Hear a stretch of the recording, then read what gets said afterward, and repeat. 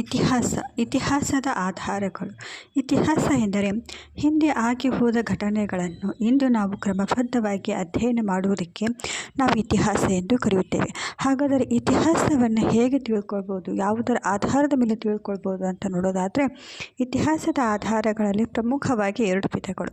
ಒಂದು ಸಾಹಿತ್ಯ ಆಧಾರಗಳು, ಇನ್ನೊಂದು ಪುರಾತತ್ವ ಆಧಾರಗಳು. ಸಾಹಿತ್ಯ ಆಧಾರಗಳೆಂದರೆ ಕಥೆಗಳ ಮೂಲಕ ಬಂದಿರುವಂಥದ್ದು, ಜಾನಪದಗಳ ಮೂಲಕ ಬಂದಿರುವಂಥದ್ದು ಮತ್ತು ಬರವಣಿಗೆ ಮೂಲಕ ಬಂದಿರುವಂಥದ್ದಕ್ಕೆ ನಾವು ಸಾಹಿತ್ಯ ಆಧಾರಗಳಂಥೇಳಿ ಕರಿತೀವಿ. ಈ ಸಾಹಿತ್ಯ ಆಧಾರಗಳಲ್ಲಿ 2 ವಿಧಗಳು. ಒಂದು ಲಿಖಿತ ಸಾಹಿತ್ಯ, ಇನ್ನೊಂದು ಮೌಖಿಕ ಸಾಹಿತ್ಯ. ಈ ಲಿಖಿತ ಸಾಹಿತ್ಯ ಅಂದರೆ ಬರವಣಿಗೆ ಮೂಲಕ ಬರೆದಿರುವಂಥದ್ದು, ಅಂದರೆ ಅದಕ್ಕೆ ಅದರದೇ ಆದಂತಹ ಒಂದು ಪುಸ್ತಕ ಅನ್ನೋದು ರಚನೆ ಆಗಿರುತ್ತೆ. ಮೌಖಿಕ ಸಾಹಿತ್ಯವು ಜನರ ಬಾಯಿಂದ ಬಾಯಿಗೆ ಬಂದಿರುವಂಥದ್ದು. ಮೌಖಿಕ ಸಾಹಿತ್ಯದಲ್ಲಿ ಜನರು ಅನಕ್ಷರಸ್ಥರಾದರೆ, ಲಿಖಿತ ಸಾಹಿತ್ಯದಲ್ಲಿ ಜನರು ಅಕ್ಷರಸ್ಥರಾಗಿರುತ್ತಾರೆ. ಮತ್ತು ಈ ಲಿಖಿತ ಸಾಹಿತ್ಯದಲ್ಲಿ 2 ವಿಧಗಳು. ಒಂದು ದೇಶಿ ಸಾಹಿತ್ಯ, ಇನ್ನೊಂದು ವಿದೇಶಿ ಸಾಹಿತ್ಯ. ದೇಶಿ ಸಾಹಿತ್ಯ ಅಂದರೆ ನಮ್ಮ ದೇಶದೊಳಗೆ ರಚನೆಯಾದಂಥದ್ದು. ಉದಾಹರಣೆಗೆ ಪಂಪನ ಆದಿಪುರಾಣ, ರನ್ನನ ಗದಾಯುದ್ಧ ಮತ್ತು ಸಾಹಸ ಭೀಮ ವಿಜಯಂ, ಬಾಣಭಟ್ಟರು ಬರೆದ ಹರ್ಷಚರ್ಯೆ ಇತ್ಯಾದಿಗಳು. ಅದೇ ರೀತಿ ವಿದೇಶಿ ಸಾಹಿತ್ಯ ಅಂತಂದರೆ ಬೇರೆ ದೇಶದಿಂದ ನಮ್ಮ ದೇಶಕ್ಕೆ ಬಂದು ಇಲ್ಲಿರುವಂತಹ ಆಚಾರ ವಿಚಾರಗಳನ್ನು, ಜನರ ರೂಢಿ ನುಡಿಗಳನ್ನು, ರಾಜರ ಆಡಳಿತ ವೈಖರಿಯನ್ನು ತಮ್ಮ ಪುಸ್ತಕದಲ್ಲಿ ಬರೆದಿರುವಂಥದ್ದು ವಿದೇಶಿ ಸಾಹಿತ್ಯದಲ್ಲಿ ಬರುತ್ತದೆ.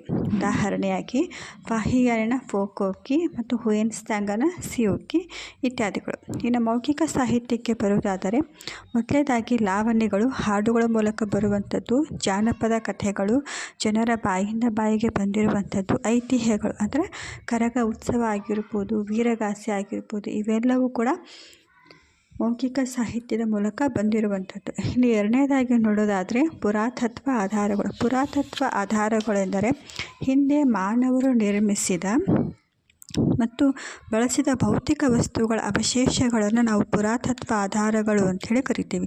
ಈ ಪುರಾತತ್ವ ಆಧಾರಗಳು ಭೂಮಿಯ ಒಳಗೆ ಹುದುಗಿ ಹೋಗಿರುವಂತಹ ಅವಶೇಷಗಳನ್ನು ಉತ್ಖನನದ ಮೂಲಕ ಹೊರತೆಗಿತಾರೆ. ಆ ಒಂದು ಉತ್ಖನನದಲ್ಲಿ ಬಂದಿರುವಂತಹ ವಸ್ತುಗಳು ಮಡಿಕೆ ಚೂರುಗಳಾಗಿರ್ಬೋದು, ನಾಣ್ಯಗಳಾಗಿರ್ಬೋದು, ಶಾಸನಗಳಾಗಿರ್ಬೋದು, ಸ್ಮಾರಕಗಳು ಇವು ಮಾನವರು ನಿರ್ಮಿಸಿರುವಂಥದ್ದು.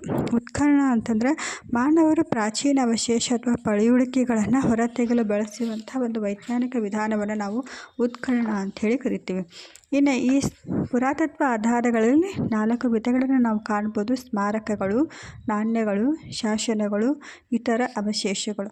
ಈ ಎಲ್ಲ ಅಂಶಗಳನ್ನು ಆಧಾರವಾಗಿಟ್ಟುಕೊಂಡು ನಾವು ಇತಿಹಾಸವನ್ನು ರಚನೆಯನ್ನು ಮಾಡ್ತೀವಿ. ಇತಿಹಾಸಕ್ಕೆ ಇದು ಕೇವಲ ದಂತಕಥೆಯಲ್ಲ, ಇದಕ್ಕೆ ಅದರದೇ ಆದಂತಹ ಒಂದು ಸಾಕ್ಷಿ ಅನ್ನೋದಿರುತ್ತೆ. ಆ ಸಾಕ್ಷಿ ಆಧಾರದ ಮೇಲೆ ಇತಿಹಾಸವನ್ನು ಬರಿತೀವಿ.